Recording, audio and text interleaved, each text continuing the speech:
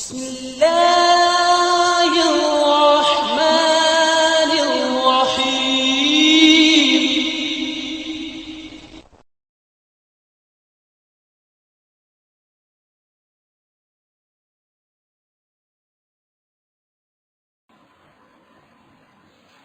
وَإِذْ قَالَتِ الْمَلَائِكَةُ يَا مَرْيَمُ إِنَّ اللَّهَ اصْطَفَاكِ وَطَهَّرَكِ وَاصْطَفَاكِ عَلَى نِسَاءِ الْعَالَمِينَ يَا مَرْيَمُ اقْنُتِي لِرَبِّكِ وَاسْجُدِي وَارْكَعِي مَعَ الرَّاكِعِينَ ذَلِكَ مِنْ أَنْبَاءِ الْغَيْبِ نُوحِيهِ إِلَيْكَ وَمَا كُنْتَ لَدَيْهِمْ إِذْ يُلْقُونَ أَقْلَامَهُمْ أَيُّهُمْ يَكْفُلُ مَرْيَمَ وَمَا كُنْتَ لَدَيْهِمْ إِذْ يَخْتَصِمُونَ إِذْ قَالَتِ الْمَلَائِكَةُ يَا مَرْيَمُ إِنَّ اللَّهَ يُبَشِّرُكِ بِكَلِمَةٍ منه اسمه المسيح عيسى ابن مريم وجيها في الدنيا والآخرة ومن المقربين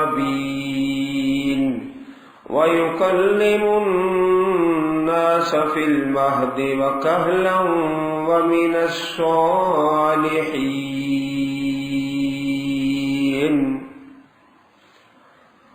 وَإِذْ قَالَتِ الْمَلَائِكَةُ اور جب کہا فرشتوں نے اے مریم بے شک اللہ تعالیٰ نے آپ کو چن لیا ہے. ان اللہ اصطفاک چن لیا ہے آپ کو، وطہرک اور پاک کیے آپ کو اور چنا ہے آپ کو علی نساء العالمین جہانوں کی عورتوں پر. اصطفیٰ یہ جو لفظ ہے اس آیت مبارکہ میں 2 مرتبہ ہے. چن لیا، منتخب کر لیا حضرت مریم کو علی نساء العالمین جہان کی عورتوں پر، یعنی عالمی زمانے ہیں، اس زمانے میں، اس وقت میں جس وقت آپ حیاتی میں دنیا میں موجود تھی.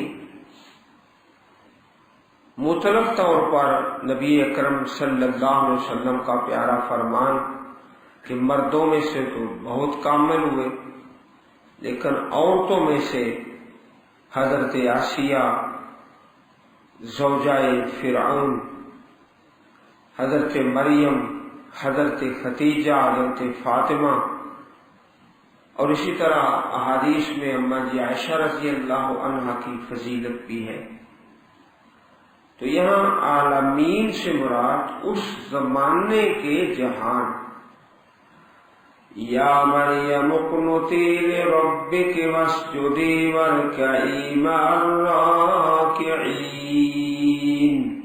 اے مریم اقنتی فرما برداری کرو، لربک اپنے پروردگار کے لیے، اور سجدہ کرو اور رکوع کرو، رکوع کرنے والوں کے ساتھ. حضرت مریم چونکہ مسجد کے قریب ہی حجرہ میں، جس طرح پچھلے رکوع میں لفظ محراب آیا، وہی آپ کا رہنا سہنا تھا. اس لیے حکم دیا گیا کہ نماز باجماعت پڑھی جائے. ورکائی یہ مؤنث کا صیغہ ہے. آپ رکوع کریں، نماز باجماعت.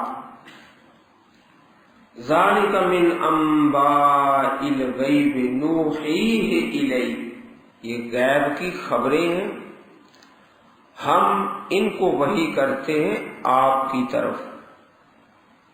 اس آیت مبارکہ میں بڑے عظیم الشان چند ایک مسائل بیان ہوئے ہیں۔ پہلا مسئلہ تو یہ کہ یہ غیب کی خبریں ہیں، ہم وحی کرتے ہیں آپ کی طرف، اے نبی اکرم صلی اللہ علیہ وسلم۔ تو آپ کوئی عالم الغیب نہیں تھے، ورنہ اللہ کی طرف سے وحی کرنے کا کوئی مقصد ہی نہیں۔ جب وحی ہو گئی تو پھر وہ غیب نہ رہا، بلکہ اللہ کی طرف سے بتا دیا گیا۔ پہلا مسئلہ تو یہ ہے کہ عالم الغیب صرف اللہ احکم الحاکمین کی ذات ہے، ورنہ نوح ہی ہے، ہم وہی کرتے ہیں، اس کی کوئی ضرورت ہی نہیں۔ دوسرا مسئلہ بڑے عظیم الشان مسائل ہیں اس آیت مبارکہ میں، وما كنت لدیہم، آپ نہیں تھے ان کے پاس، اذ یلقون اقلامہم، جب وہ اپنے قلم ڈال رہے تھے۔ یہ مسئلہ ہو گیا حاضر و ناظر کا۔ حاضر و ناظر اللہ احکم الحاکمین کی ذات ہے۔ اللہ تعالیٰ کے پیارے رسول صلی اللہ علیہ وسلم اس آیت کریمہ میں مخاطب ہے کہ آپ وہاں نہیں تھے۔ حاضر و ناظر تو اللہ تعالیٰ کی ذات ہے۔ تیسرا مسئلہ جو بڑا اہم ہے، اذ یلقون اقلامہم، جب وہ اپنے قلم ڈال رہے تھے، جب قرآن اندازی کر رہے تھے، کون ہے جو حضرت مریم کی کفالت کرے گا؟ دریا میں، دریائے اردن ہے، اس میں سارے اپنے اپنے قلم ڈال رہے ہیں۔ یہ بھی تفاسیر میں مروی ہے کہ وہ قلم جن سے وہ اللہ تعالیٰ کی کتاب کو لکھا کرتے تھے، اب قلم ڈالنے پانی میں، کسی کا قلم بہہ جائے گا، کسی کا وہیں رک جائے گا، جس کا قلم رک گیا وہ جیت گیا۔ اس قرآن اندازی میں اللہ تعالیٰ کے نبی بھی شامل تھے اور صالحین بھی، اولیاء اللہ، حضرت زکریا علیہ السلام بھی تھے۔ تو ان کا جو قلم تھا نا وہ جیت گیا قرآن۔ اس سے یہ درس ملتا ہے کہ حضرت زکریا علیہ السلام اللہ تعالیٰ کے نبی اور آپ کے ساتھ جو اولیاء اللہ تھے وہ کوئی عالم الغیب نہیں۔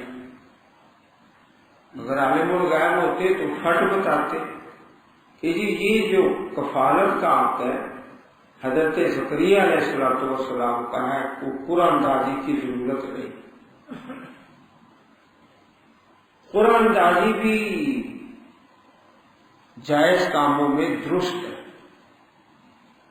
صحیح بخاری شریف میں باب ہے، باب القرآن فی المشکلات، جہاں کوئی مشکل آ جائے وہاں قرآن ڈالنا ہے۔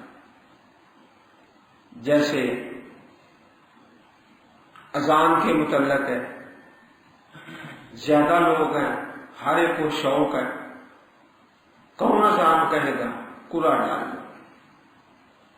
اقامت کا مسئلہ ہے، لوگ زیادہ ہیں، ہر ایک کو شوق ہے، قرآن ڈالنا۔ یہ قرآن ڈالی جائز کاموں میں درست ہے۔ بعض اوقات یہ ناجائز کاموں میں ہوتی ہے، اس کی پھر بڑی تفصیلات ہیں۔ مثال کے طور پر کہ سامان خریدو تو پرچی لیتے جاؤ، کسی ایک کی پرچی نکل آئے گی اس کو اتنا انعام ملے گا، گاڑی انعام ملے گی، موٹر سائیکل انعام ملے گا، ہر کوئی سامان خریدتا جائے۔ یہ جو پرچی ہے یہ جوا ہے، اس کو المیسر کہتے ہیں، جوا، یہ حرام ہے۔ ایہم یکفل مریم، کون ہے جو حضرت مریم علیہ السلام کی کفالت کرے گا؟ سلام اللہ علیہا وما کنت لدیہم اذ یختصمون، آپ وہاں نہیں تھے جب وہ جھگڑا کر رہے تھے۔ اس میں اللہ کے پاک نبی علیہ السلام کی عظمت بیان ہوئی ہے، آپ کی شان اور مقام، کیا آپ وہاں نہیں تھے؟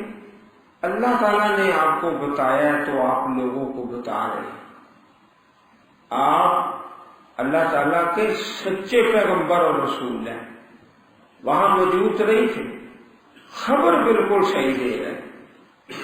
جو لوگ پچھلی آسمانی کتابوں سے واقف ہیں وہ فرض سمجھ جاتے ہیں کہ یہ خبر صحیح ہے، پیغمبر سچا ہے، رسول سچا ہے صلی اللہ علیہ وسلم۔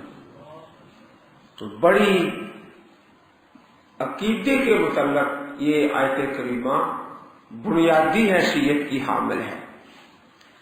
اذ قالت الملائکۃ یا مریم، جب کہا فرشتوں نے اے مریم، ان اللہ یبشرک، بے شک اللہ تعالیٰ تمہیں بشارت دیتا ہے، بکلمۃ منہ، کلمہ اس اللہ کی طرف سے، اللہ پاک کی طرف سے، جو ظاہری اسباب ہیں ایک بچے کی ولادت کے، وہ تو نہیں تھے، اللہ کے حکم سے اللہ کے کلمہ۔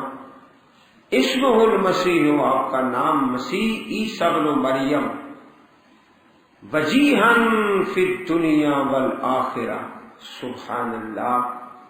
اب حضرت عیسیٰ علیہ السلام کی شان اور عظمت بیان ہوئی ہے، ایک فضیلت، پھر دوسری، پھر تیسری، پھر چوتھی، بے بہا عظمتیں۔ پہلی عظمت تو یہ ہے وجیہاً، آپ بڑے مرتبے والے ہیں، دنیا میں بھی اور آخرت میں بھی۔ وجیہاً کا لفظ نکلا ہے وجہ، چہرہ، آپ کا چہرہ بھی شان و عظمت والا ہے۔ چنانچہ حدیث ہے کہ حضرت عیسیٰ علیہ السلام کا چہرہ مبارک اتنا خوبصورت تھا کہ جب بھی کوئی دیکھتا نا تو ایسے محسوس ہوتا ابھی غسل خانے سے غسل کر کے آئے، اتنا پیارا چہرہ تھا۔ وجیہاً، بڑے مرتبے والے دنیا اور آخرت میں۔ دوسری آپ کی عظمت اور شان، ومن المقربین، اللہ تعالیٰ کے مقرب بندوں سے، مقرب۔ تیسری فضیلت وَيُكَلِّمُ النَّاسَ فِي الْمَهْدِ، اور آپ کلام کریں گے لوگوں سے گود میں، گہوارے میں، وَكَهْلًا، اور بڑی عمر میں، کہلن، بڑی عمر میں۔ کہلن کے لفظ میں ایک اور اشارہ ہے، جس طرح اگلے رکوع میں انشاءاللہ تفصیل آئے گی کہ اللہ تعالیٰ نے آپ کو زندہ آسمان پہ اٹھایا، تو دوبارہ جب نزول فرمائیں گے اور خلافت قائم ہوگی، خلافت علی منہاج النبوہ، نبوی طریقے پر، کہلا، بڑی عمر میں۔ ومن الصالحین، یہ چوتھی فضیلت ہے، صالحین سے، جس طرح بہت سارے اللہ کے نبیوں کی دعا ہے اللہ ہمیں صالحین میں شامل فرما دے۔ تو یہ فضیلتیں حضرت عیسیٰ علیہ السلام کی بیان ہوئی ہے۔ قالت رب انا يكون لي ولد ولم يمسسني بشر قال كذلك الله يخلق ما يشاء إذا قضى أمرا فإنما يقول له كن فيكون. کہا اے میرے پروردگار، حضرت مریم سلام اللہ علیہا، انا یکون لی ولد، کیسے ہوگا میرے لیے بچہ، اولاد، ولم یمسسنی بشر، نہیں مجھے مس کیا کسی بشر نے، کوئی ظاہری اسباب نہیں، کوئی نکاح نہیں ہوا، کوئی ایسا سلسلہ نہیں.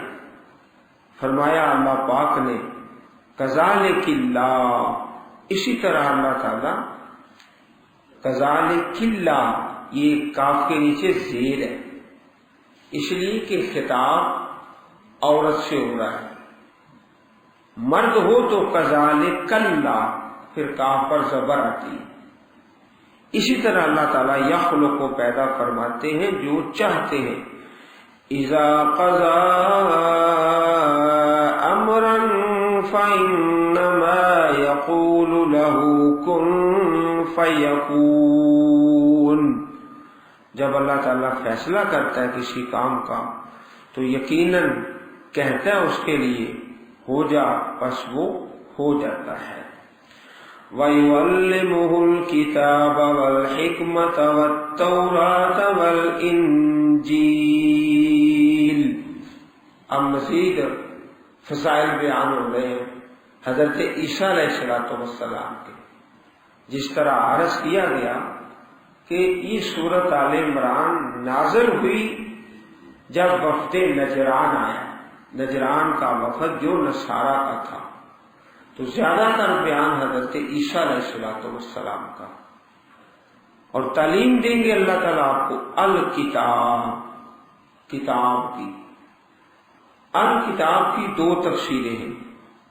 ایک تو یہ کہ یہاں کتاب کا معنی لکھنا، چنانچہ آپ لکھنا بھی جانتے تھے، اور یہ بڑی فضیلت کی بات تھی اس زمانے میں.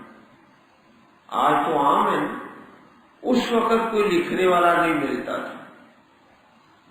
دوسری تفسیر اس کی یہ ہے کہ آپ عام کتابوں کو پڑھ لیتے تھے، جو بھی کتاب آپ کے سامنے آتی آپ آسانی سے اس کو پڑھ لیتے تھے. والحکمہ، اور حکمت، دنائی.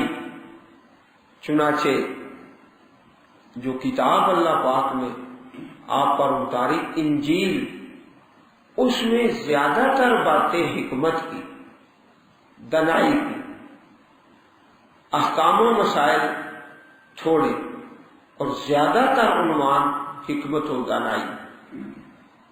اور تورات اور انجیل یہ بھی اللہ تعالیٰ نے آپ کو سکھائی. وَرَسُولًا إِلَىٰ بَنِي إِسْرَائِيلَ. سبحان اللہ. مزید آپ کے فضائل چلتے ہیں، اور آپ رسول ہوں گے طرف بنی اسرائیل کی. انی قد جئتکم بآیۃ من ربکم، بے شک میں لایا تمہارے پاس نشانی تمہارے رب کی طرف سے، بڑے معجزات لے کر آئے.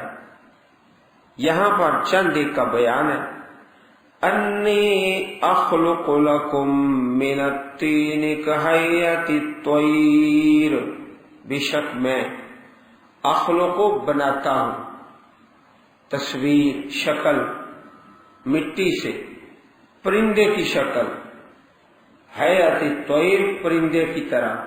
فانفخ فیہ، اس میں پھونک مارتا ہوں، فیکون طیرا باذن اللہ، پس وہ ہو جاتا ہے پرندہ اللہ کے حکم سے. یہ جو لفظ ہے نا باذن اللہ، بار بار آئے گا ہر معجزے کے ساتھ. یہ جو پرندہ بنتا ہے اللہ کے حکم سے. وَأُبْرِئُ الْأَكْمَحَ وَالْأَبْرَصَ وَأُحْيِي الْمَوْتَى بِإِذْنِ اللَّهِ. پھر بِإِذْنِ اللَّهِ آ گیا. اس میں کوئی میرا کمال نہیں، بلکہ یہ سارا اللہ کے فیصلے سے ہو رہا ہے. بار بار آپ کہہ رہے ہیں بِإِذْنِ اللَّهِ بِإِذْنِ اللَّهِ وَأُبْرِئُ، اور میں صحیح کرتا ہوں، درست کرتا ہوں، الْأَقْمَحَ نابینے کو، اندھا جو مادر ذات نابینا ہے پیدائشی، وَالْأَبْرَصَ اور برس کی بیماری، کوڑ کی بیماری، اس کی بھی درست کرتا ہوں. وَأُحْيِي الْمَوْتَى اور زندہ کرتا ہوں مردوں کو. موتا یہ جمع ہے. بِإِذْنِ اللَّهِ اللہ کے حکم سے. بِإِذْنِ اللَّهِ بار بار کیوں آ رہا ہے؟ کسی کے دل میں کوئی شرک کا شائبہ نہ پیدا ہو جائے. وَأُنَبِّئُكُم بِمَا تَأْكُلُونَ وَمَا تَدَّخِرُونَ فِي بُيُوتِكُمْ، اور میں تمہیں خبر دیتا ہوں جو تم کھاتے ہو اور جو تم ذخیرہ کرتے ہو اپنے گھروں میں. جو کھا کر آتے ہو وہ بھی بتاتا ہوں، جو گھر میں رکھا ہوا ہے وہ بھی بتا دیتا ہوں. یہ کیسے؟ اللہ تعالیٰ کے حکم سے، اللہ پاک کے بتانے سے. ان فی ذلک لآیۃ لکم ان کنتم مؤمنین، بے شک اس میں نشانی ہے تمہارے لیے اگر تم ایمان والے ہو. بڑے معجزات لے کر آئے، اور ہر نبی ہر پیغمبر جو اللہ تعالیٰ معجزے دیتا اس وقت کے حالات کے مطابق. آپ کے دور میں طب کا علم بڑے زوروں پر تھا، تو اللہ تعالیٰ نے آپ کو ایسا طبیب بنایا کہ کوئی آپ کا مقابلہ نہیں کر سکا. نبی اکرم صلی اللہ علیہ وسلم کے دور میں لوگ شعر و شاعری بڑی کرتے تھے، ادب اور اشعار. تو اللہ تعالیٰ نے آپ کو یہ جو کتاب عطا فرمائی، اس میں اتنی فصاحت و بلاغت ہے کہ کسی کا کلام اس کا مقابلہ ہی نہ کر سکا. ایک سورت بنا لو، 10 سورتیں بنا لو، پوری کتاب بنا لو، کوئی ایک سورت بھی نہیں بنا سکا. آپ کا یہ معجزہ ہے قرآن کریم. حضرت موسیٰ علیہ السلام کے دور میں جادو بڑے زوروں پر تھا. اللہ تعالیٰ نے آپ کو ایسے معجزات عطا فرمائے جس سے جادوگر سارے ناکام ہو گئے. حضرت یوسف علیہ السلام کے دور میں خوابوں کی تعبیر کا علم بڑا زوروں پر تھا. اللہ تعالیٰ نے آپ کو اتنا علم دیا کہ کوئی معبر آپ کا مقابلہ نہیں کر سکا. تو ہر نبی کو جو معجزات دیے گئے اللہ تعالیٰ نے اس زمانے اور اس وقت کے مطابق عطا فرمائے. اب اگلی آیات کریمات میں مزید آپ کی شان ہے اور عظمت ہے. وَمُصَدِّقًا لِمَا بَيْنَ يَدَيَّ مِنَ التَّوْرَاتِ، اور تصدیق کرنے والا جو مجھ سے پہلے ہے تورات سے. تورات کی تصدیق کرتا ہوں کہ اللہ کی سچی کتاب ہے. وَلِأُحِلَّ لَكُمْ بَعْضَ الَّذِي حُرِّمَ عَلَيْكُمْ، اور میں تاکہ حلال کروں تمہارے لیے بعض وہ چیزیں جو تم پر حرام کی گئی، حلال کروں. لوگوں نے اپنی زیادتی کی وجہ سے کچھ چیزوں کو اپنے اوپر ہی حرام کرا لیا تھا. اس میں ایک اونٹ کا گوشت ہے، حلال تھا، انہوں نے اپنی زیادتیوں سے اس کو اپنے اوپر ہی حرام کرا دیا، اونٹ کا گوشت. اور اسی طرح چربی، حلال جانور کی چربی، وہ بھی انہوں نے حرم علیکم میں شامل کی ہوئی تھی. تو جناب عیسیٰ علیہ السلام نے وضاحت فرما دی کہ یہ چیز حلال ہے، یہ حلال ہے. یہ لوگوں نے اپنے اسباب کی وجہ سے حرام کا سلسلہ کرا لیا.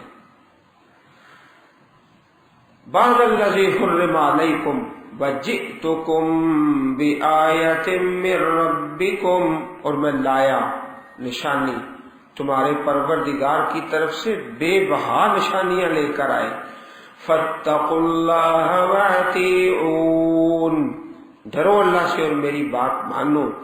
ان اللہ ربی وربکم فاعبدوہ ھذا صراط مستقیم، بے شک اللہ تعالی میرا پروردگار ہے اور تمہارا پروردگار، بس تم اسی کی عبادت کرو، یہ راستہ سیدھا ہے.